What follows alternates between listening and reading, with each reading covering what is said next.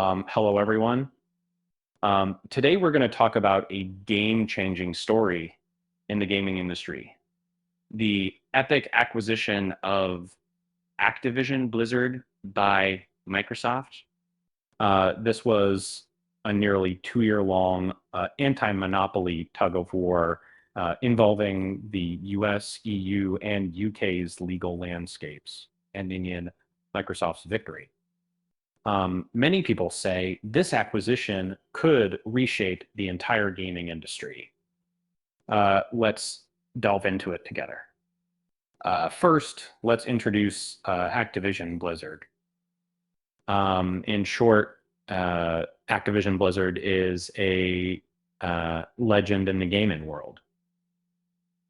It has created countless classic games, immersing billions of players in virtual worlds. And the games of Activision Blizzard not only have exquisite graphics, rich stories, and exciting gameplay, but also possess powerful social functions and cultural influence. You might be a loyal fan of World of Warcraft, conquering Azeroth with your guild, an enthusiast of Call of Duty, capturing flags on the battlefield with your team, or a casual player of Candy Crush Saga, eliminating sweet candies with your friends. No matter what kind of player you are, Activision Blizzard can offer the best gaming experience for you. Data shows that Activision Blizzard's revenue in the first quarter of 2023 was as high as $2.2 billion, ranking 7th among global gaming companies, even surpassing the well-known Nintendo. Activision Blizzard is a gaming giant with unlimited creativity and potential. So why did Microsoft want to acquire Activision Blizzard? This has to be analyzed from the development trend of the gaming industry. The gaming industry can be roughly divided into producers in creation, development, operation, etc. And distributors, game platforms, and channels. The producers are mainly responsible for game creation, development, and operation, while the distributors are mainly responsible for game sales, promotion, and revenue sharing. The relationship between producers and distributors is both cooperative and competitive. The cooperation exists because producers need distributors to provide platforms and channels for their games to reach more players, while distributors need producers to provide high-quality game content to attract and retain players. The competition lies in the contradictions of profit distribution and control rights between producers and distributors, where producers aspire for a higher percentage of profits and more autonomy, while distributors wish for more user data and stronger decision-making power. With the rapid development of technology and the changing market trends, platform influence is on the rise. Microsoft's acquisition of Activision Blizzard may fuel this trend and form an end-to-end business model. The so-called end-to-end model means that the platform plays the dual role of a producer and distributor, independently creating games and exclusively selling them on its own platform. This model has two main advantages. One is substantial profit without having to share with other platforms or producers. The second is strong user stickiness, allowing users to indulge in exclusive games only on their own platform. Similar models exist in various fields, with Apple being a representative example of the end-to-end model, boasting proprietary products and platforms across hardware, software, and services. As a tech giant, Microsoft has also made impressive strides in the gaming field. It owns multiple gaming platforms and channels, including the Xbox series of consoles, the Windows system, and the Xbox Game Pass subscription service. Furthermore, Microsoft has its game production department, which has launched popular game series like Halo and Forza Horizon. However, you know, Microsoft's biggest competitor in the gaming field is Sony.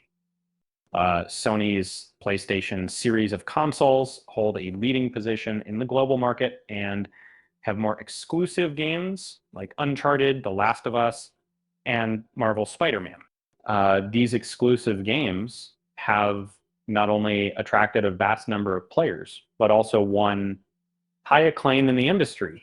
Therefore, if Microsoft wants to surpass Sony in the gaming field, it needs to strengthen its game content and platform advantages. And acquiring Activision Blizzard is a crucial strategy. In January 2022, Microsoft announced its plan to acquire Activision Blizzard for $68.7 billion. This is the largest acquisition in the history of the global tech industry and the largest in the history of the gaming industry.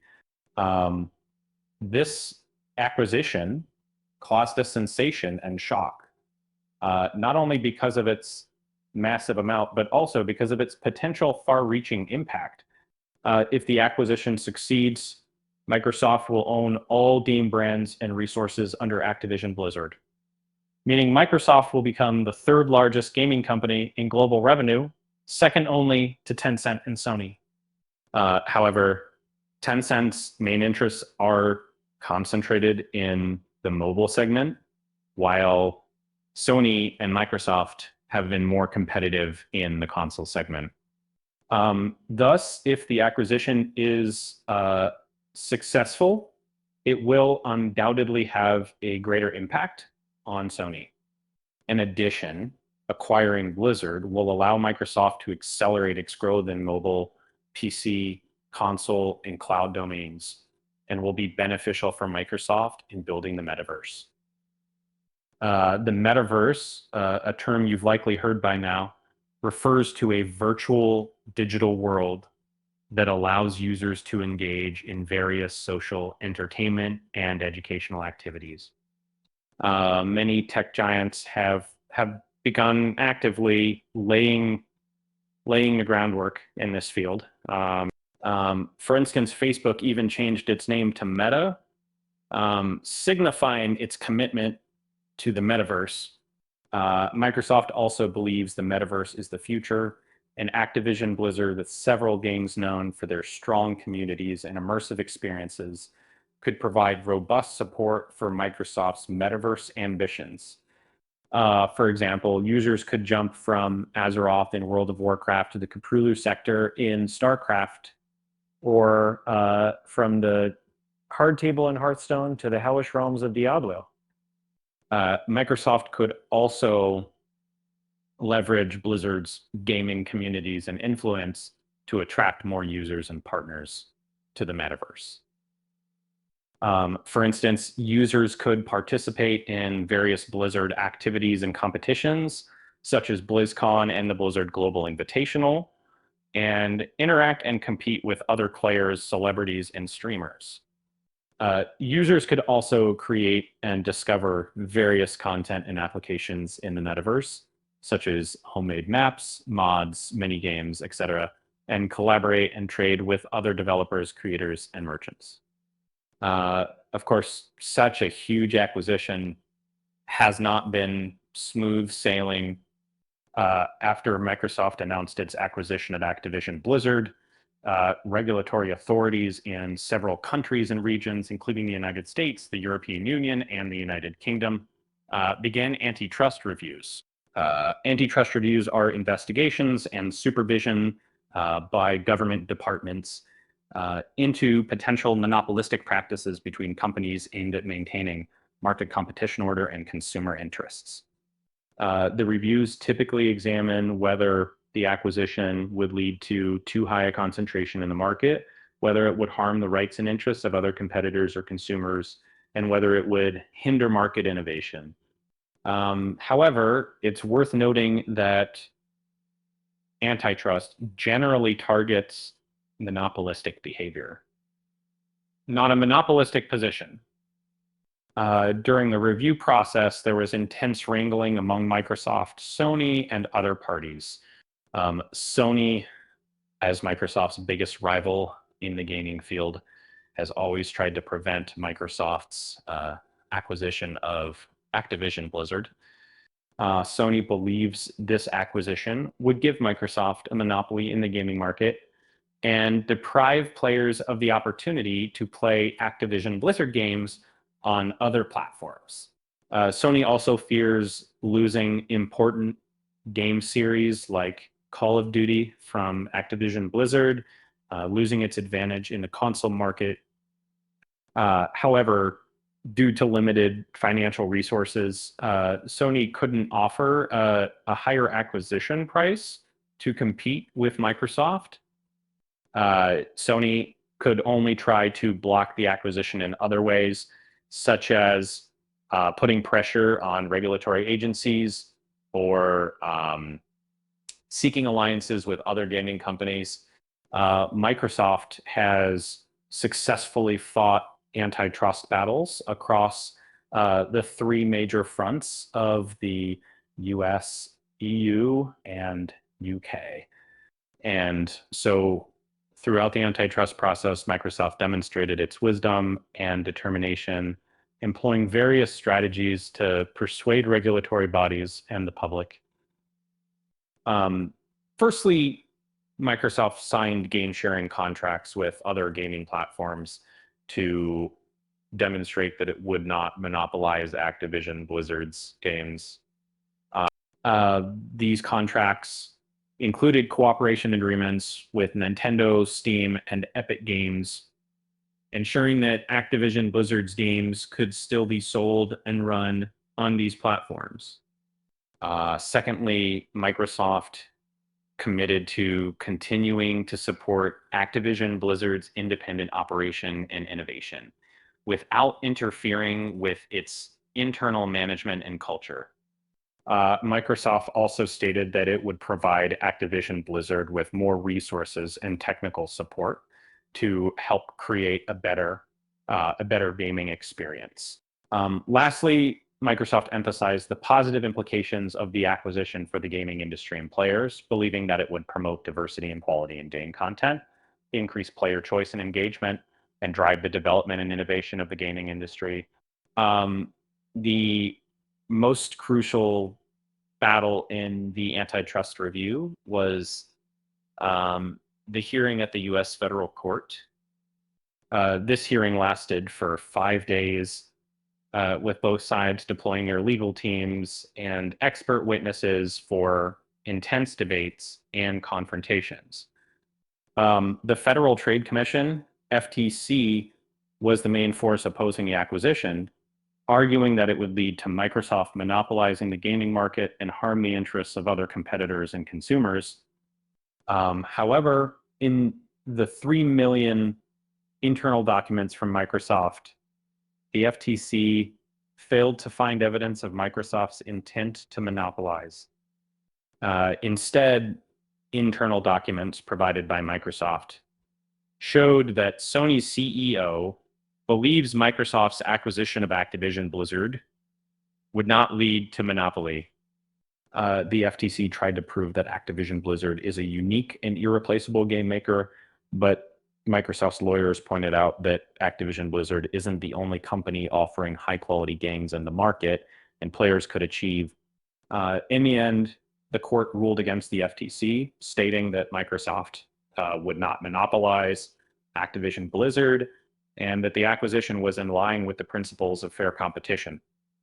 After the significant victory in the US, Microsoft also smoothly passed the antitrust review in the EU and UK. The EU Commission initially expressed concerns that Microsoft's acquisition of Activision Blizzard could lead to Microsoft monopolizing the Call of Duty game, and requested more information from Microsoft to prove that the acquisition would not harm competition.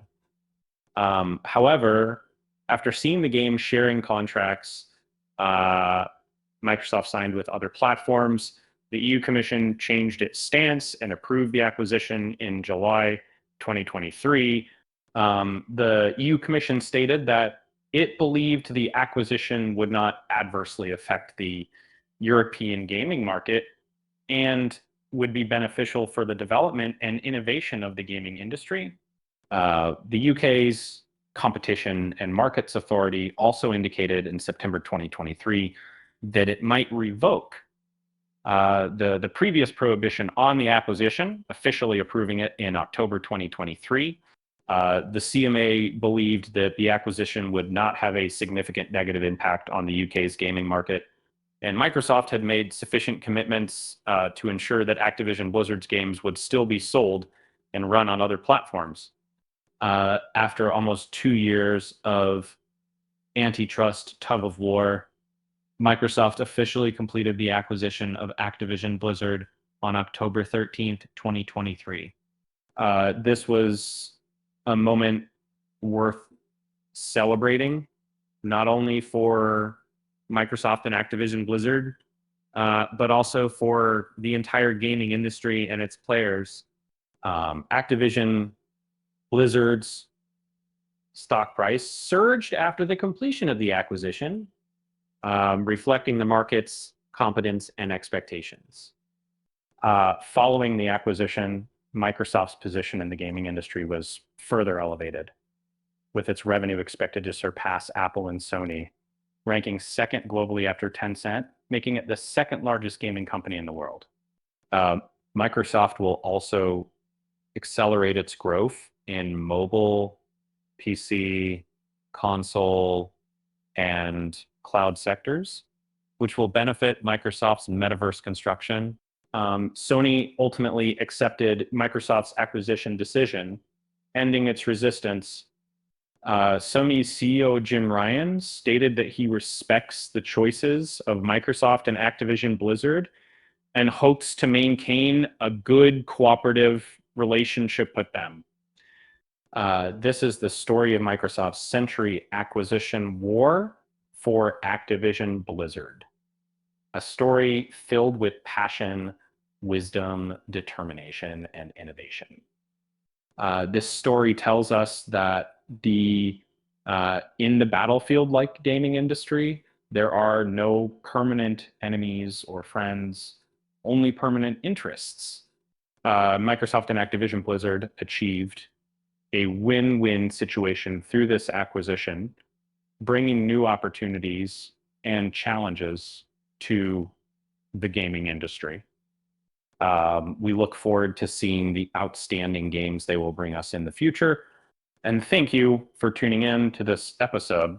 I'm Colin. See you next time.